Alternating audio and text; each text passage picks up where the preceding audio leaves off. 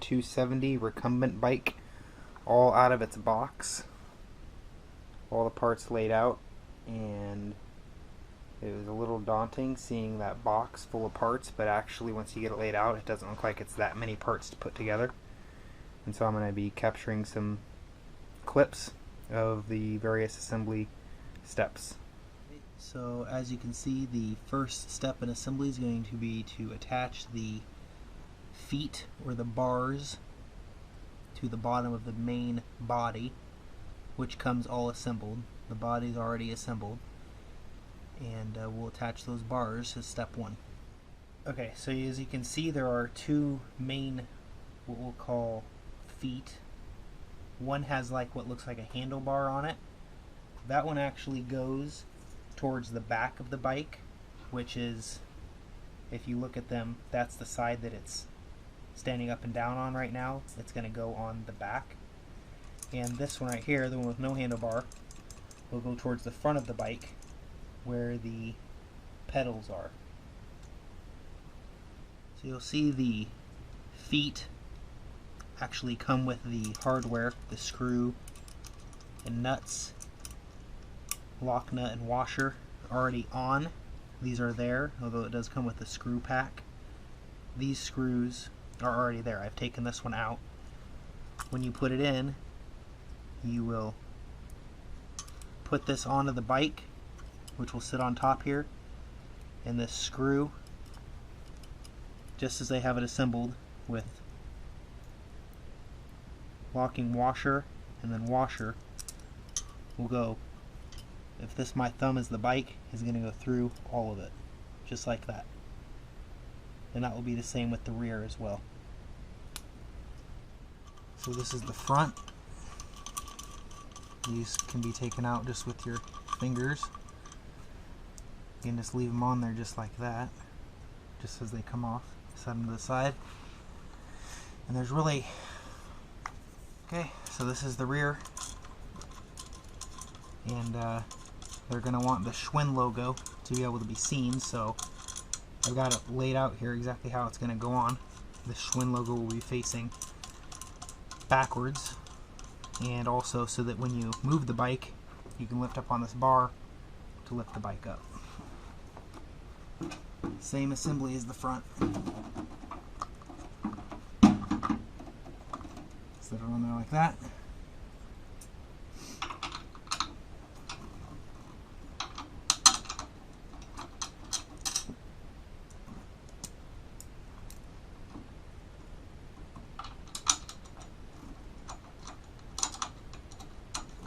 Sometimes in threading a screw, you need to back the screw off. I was always taught lefty loosey, righty tighty. Turn it to the left and push down until you kind of feel a click, and you know that it just passed the thread. Then you're ready to thread it down.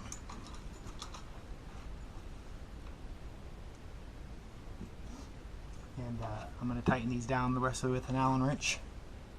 And we'll go to the next step. This is your hardware kit. What I've done, really the only tool you should need to bring to this is something like this, a knife or a razor blade, whatever. For various things, there's some zip ties you may need to cut off, opening the box, cutting into this, but otherwise all the tools should be provided. But we're going to start using hardware here. Now to our next stage of assembly. You have this part here. This was actually through here. You don't want it to be there when you put this on. So push that out like that so it's sitting here for the time being. And this is going to go through there as well, because this bar is going to sit in here like this.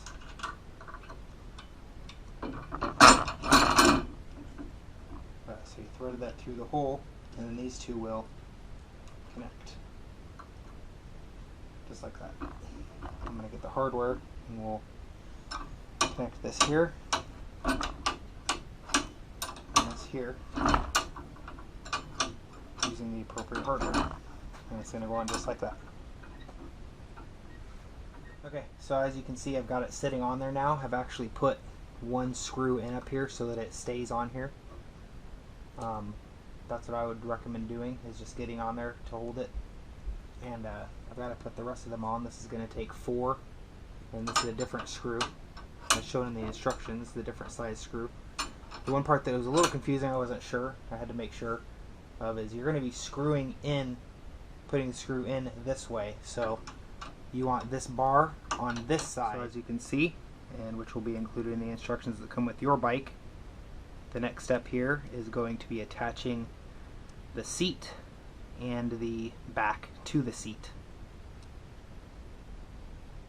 Okay, so the back of the seat comes right in here. It's going to kind of sit in there for now. It's not secure. It might fall on me. It does, it's no big deal.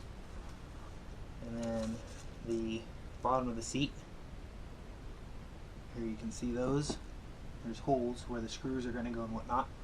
Actually, it kind of rests right inside of there. Right inside the holes. And then we're going to put the hardware in, the screws and whatnot. And that part will be done. So again, I've got my hardware assembled. You're going to need these little ones, and which there are a bunch of. These are going to be the last of them. There's 8 left, which I'm using right now. This back actually uses 8 screws. 2 here, 2 from this side, 2 from this side, and 2 from that side. So it's going to use a total of 8, and we'll put those in. Again, not too complicated. I've put that together. One thing is this one will use the 4 curved washers. The curved washer is for sitting against a curved surface, such as this bar underneath that this is going through. So when you put this on, you actually want the washer, the curve of the washer, to sit against the bar. That's why it's curved, so that it sits flat against the bar. Just make sure that that bar is sitting inside the curve when you put it in there. And that's it. That part will be done. I'm going to attempt to show you what I mean by the curve here. If you see like that's not sitting flat.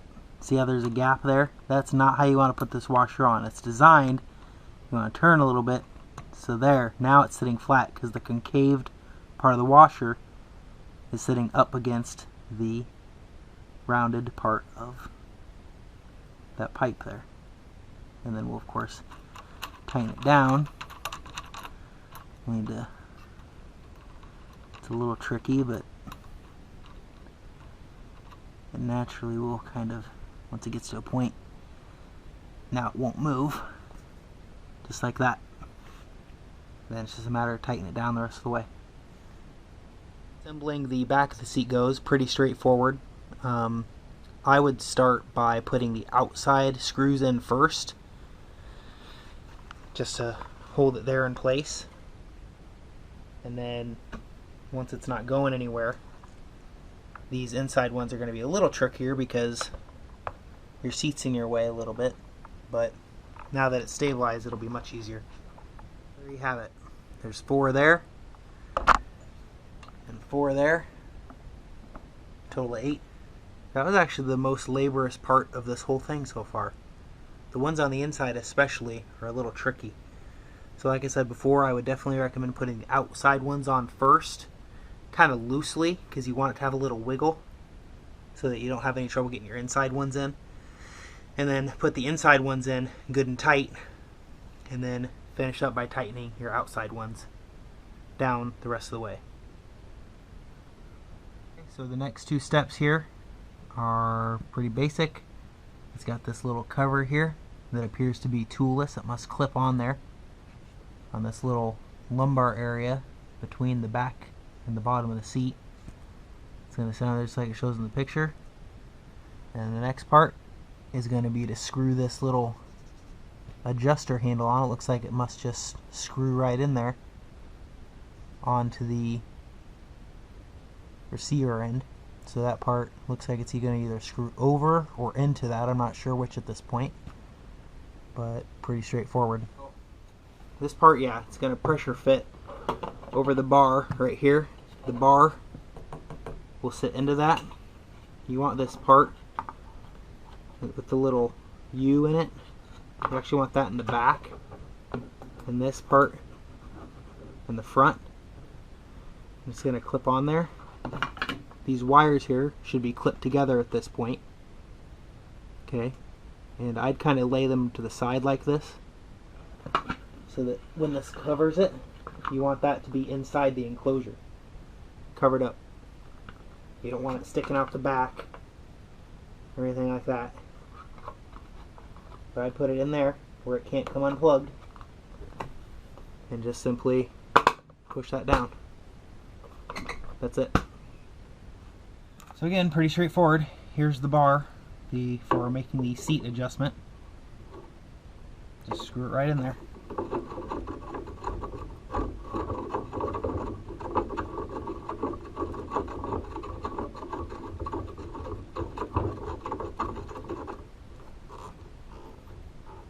That's it. Now that that's in there, push down on it, loosens it, pull back up, tighten it. You've got it the height you want, wherever it is when you're using it. And again, back here, I tucked those in there when I put it in here earlier, just to show you this again. I kind of fold that under like that, so it stays good and tucked in, so nothing gets unplugged. Next step here is going to be attaching the little plastic cover here, which looks like it's just going to slip over the top. But this bar, the handlebars are going to slip through the middle and screw down, so you'll need to put the cover here on first and set the bar in. And I'm expecting the cover to kind of lift up so that the screws can be put underneath, at least the way I'm seeing it. We'll see how that's done. Okay, so when you get this is already rubber banded up here, however yours comes rubber banded. You don't want to take that off, because that's going to help you out a lot here if you're doing this by yourself. It's going to hold that up there so it doesn't fall through when you're working with this. So you're going to grab this and stick this through. Just to get out of your road, just stick it on there. Okay. And then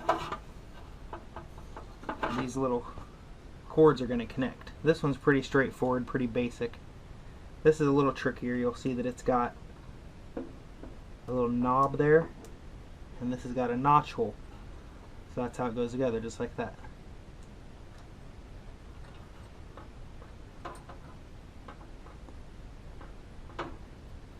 Okay, so it clicked in. I'm going to click my other one. It's in. Then put this over the top, like so.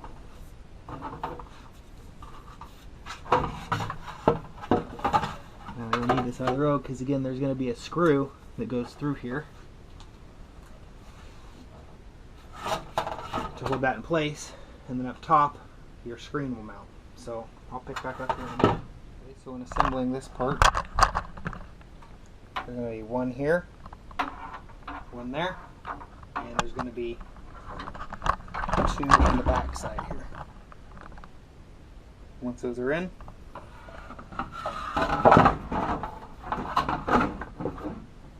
you'll cover it up.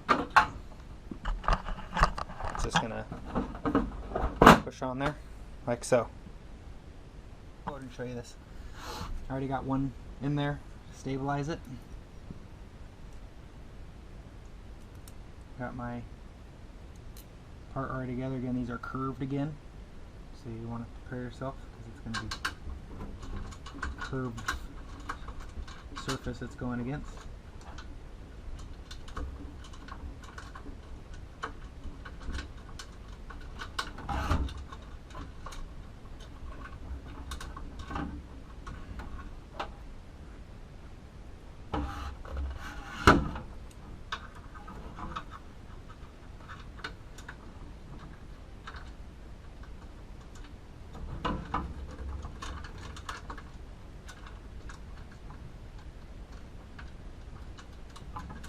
They're a little tricky for some reason.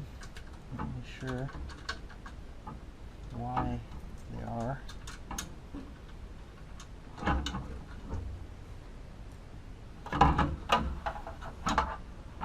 to loosen this one up.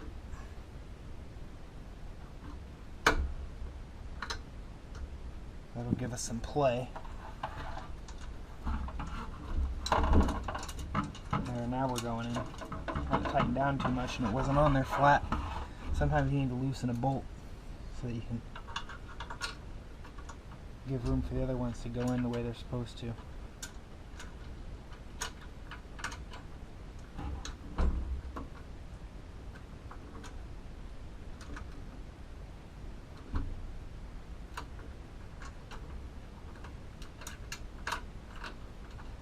So you get the idea. Put all 4 of those bolts in.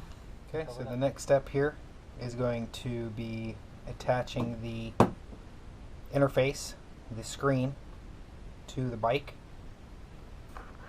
Here's the screen. Here it comes in its own separate box. If we flip this over, the screws you're going to use are already in it. Okay, we're going to pull those screws out. We're going to put the screen up against this. We'll put the screws back in.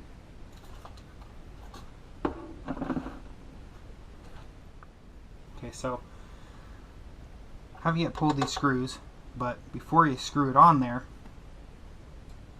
you need to connect these cables. I'm not going to connect them yet. I'm going to unscrew the screws first. It'll be easier without it connected. But you'll connect these, then put it against there and kind of feed these down the tube. And we'll do that. And then screw it back on there. I'm going to take the screws out. Okay, so there you have it. I've taken the screws out. I'm going to now connect this up. Again, there's a notch or a little tab. It's going to go into where there's a notch. You can kind of see that. There's a notch on the top. Clips in there. Likewise with this.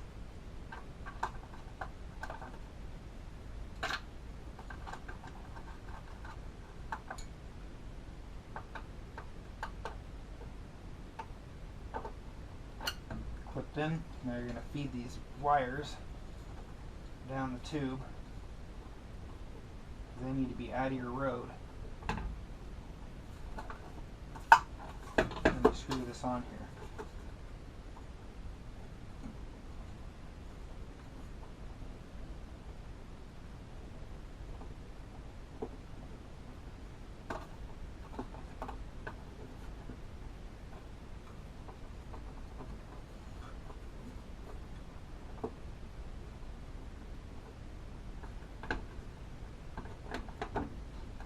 Go.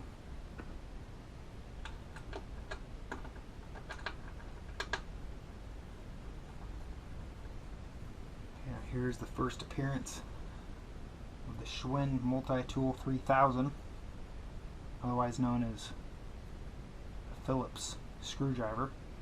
This part is useless as far as I can tell so far. I don't think we use this end. We actually used this earlier to attach the seat. It required the use of this Phillips screwdriver. And this will be the second time we're using it. We're just going to put these screws down. I'll put this one down and I'll assume you can figure out the rest. You have it. It's all on the bike. Alright, so our next step is going to be to attach the pedals to the bike.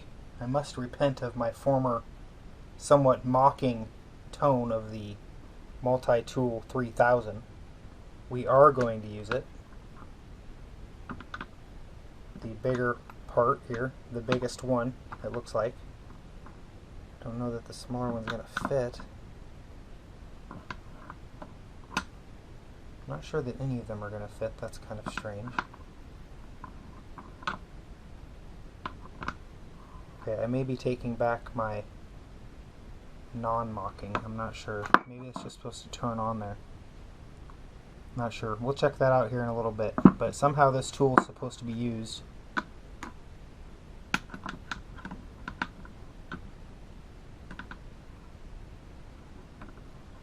Put that on there. We'll take a closer look once we get down. There is a right and a left.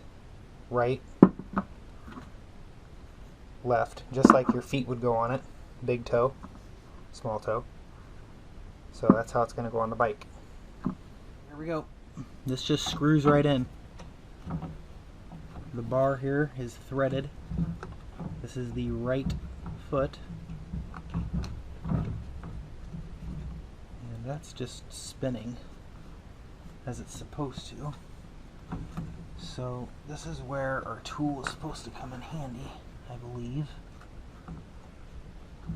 We're going to put it on there with our fingers though. First.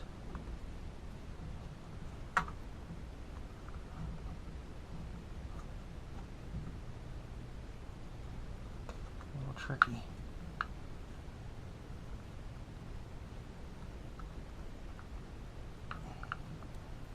Fairly tight there.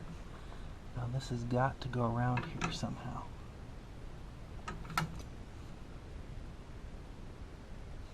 Okay, that's it right there. The rounded one, these have a point, like a hexagon. This is rounded. You want to use the rounded part here and tighten it the rest of the way.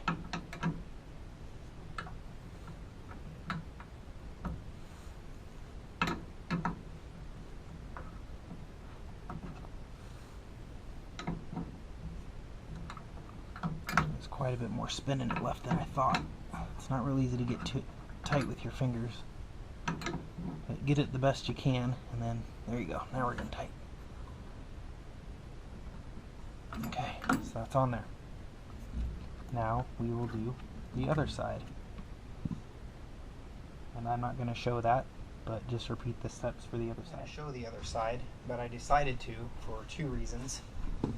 Number one, I wanted to point out that this is actually going to be a lot easier to put on if you spin it so that your pedal is being installed in the air rather against the ground, so you don't have to struggle against the ground. And number two, most things screw in righty-tighty, right? Lefty-loosey. Well, this one is actually, the left pedal actually turns on, tightens by spinning it left rather than right. So I'm going to finish up the rest of this, but I just thought I'd show you that.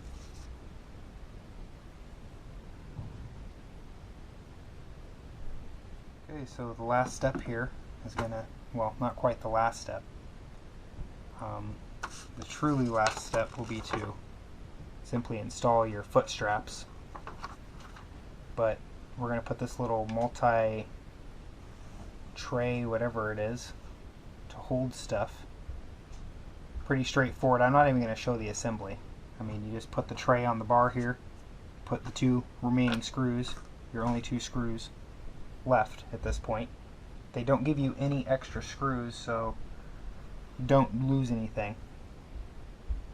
And then we'll put the straps on and you'll be done. I forgot to show. I'm not sure where in the instructions they told me to put this on, but somewhere. This little trim piece goes in here, like so. It looks like the closable end goes towards the front of the bike, and the closed end goes facing you when you're sitting on the bike, and then straight away to the pedals here. Again, these do have a right and a left. These straps, it says right. You're just gonna, if you want to use these, I don't know that I even will. I've never been a real big fan of these, but you can put these on if you like. I'll let you do that. Put them on in there. So I'm going to move this into place. Pick it up by the handle in the back. It's got wheels in the front. Not the biggest wheels, but they help a little bit. The power plug-in is actually in the front of the bike, which I don't necessarily like that so much, but it is what it is. So I'm going to face it that way, where my power outlet's at. Okay, I actually turned the bike the other way because the cord is just long enough, which plugs into the front here, if you back it up to an outlet, it is just long enough to reach the front. It would have been nice if they gave you an extra even foot or 2 feet. It would allow you to lay it under the bike. But as it is, there's really not enough cord to do that. So, unfortunately, you could always, of course, get an extension cord or whatever. So, not a huge deal. The other thing I don't particularly like so far are these foot pedal straps. Not a big fan of those anyways, but these aren't exactly practically adjustable. Yeah, you can adjust them, but it's not a real quick and easy thing. You gotta kind of work at it for a little bit. Sure, you could have it done in, 20 seconds or so on each side, but it seems a lot harder than it needs to be. We're going to learn to set this thing up. When you turn it on, it just shows January 6th of 1994. These up arrow pads, looks like is where you set it, so I'm going to change it to today's date, which is actually April 1st, so side arrow to go to the right. It is April Fool's joke today, April Fool's Day. But I ain't fooling. Use these arrow keys. And just change to 2000. Apparently, so 2016. I'm gonna hit OK. Okay, it wants me to enter the time. It is 12:54 a.m.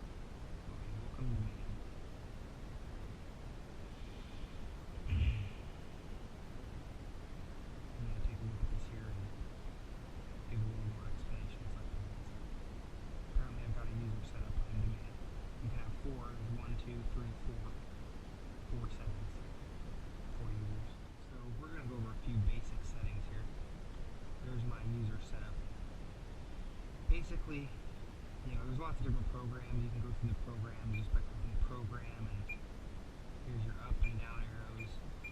I'm just going to go with the first one that comes up, quick goals, and hit OK. Time is blinking if you hit enter or OK again. You can set your time. I'm going to set my time for an hour. Its default is 30 minutes. I'm going to set it to 60 minutes. Okay, I'm going to hit OK. It's going to start. Alright, now you can use your resistance up and down to change your resistance. Currently the default level is 4. Gives you a speed and your calories, which is based on your height and weight that are preset into your user. So I've selected demand, so it's based on what I've put in there. Now, if y'all want to go to 12, which is probably going to be my general setting, you can go up and down with resistance, or you can just hit 12. Right there. Or 25, or 18, or 7, whatever. Okay? And it'll take you for an hour. Okay? Now, it's got this jumper here. Any cord will do. Any headphones, jack applicable cord will do. But it has these speakers down here, and also a fan. I'm going to turn the fan on. One click sets it to high. And I'll just load Netflix here. How about that? And we're going to play it through the speakers. Now the volume is controlled solely through your device. There is no volume control. There is no volume control on the actual unit.